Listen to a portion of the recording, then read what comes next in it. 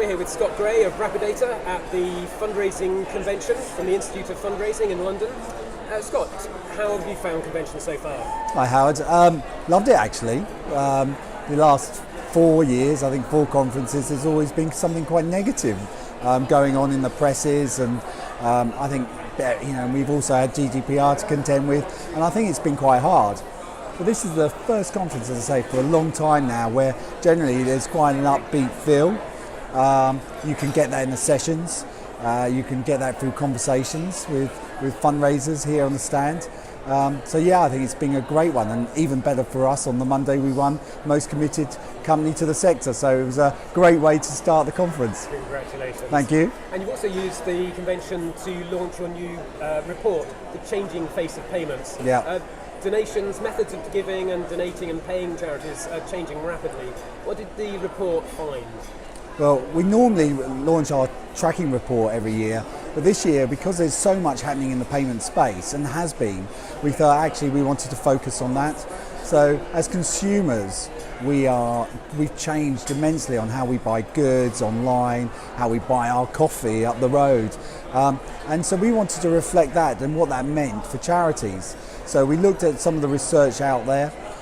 We gathered that all into one place, and then we conducted our own research as well, specifically on direct debits, which is our speciality. And we wanted to see what changes there had been. Had there been any changes in people's consumer thoughts process for those charitable donations? And it overwhelmingly came up with actually a lot more people want that flexibility. And direct debit is a great staple for so many charities in collecting, but there's a whole different audience that might not want that want a flexible payment, that first of the month or the 15th of the month just doesn't work for them. And it works for so much of the population, but we've also got 5 million people in the gig economy and freelancers that just really don't know what they're going to experience money-wise from one month to the next. So we're just looking at that now and going, okay, how can direct debits move on? That is a very trusted mechanism and service the needs for these new consumers. And where can charities get a copy of the report? So if you're at the conference, it's hard copy here, and loads of people have been picking it up. We've also got a free download on our website, so just go to rapidata.com, there's a link to download it.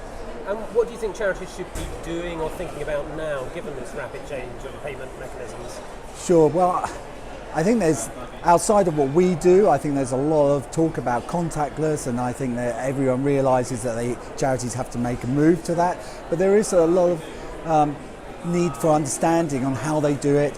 How do they get it at a cost-effective way that makes sense for them?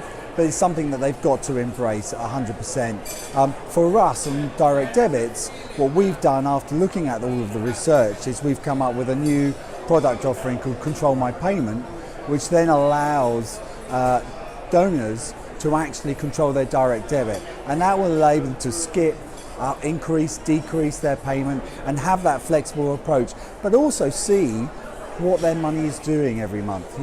If I'm donating £5 to a charity, what does that actually mean in not just monetary terms? What impact is that happening?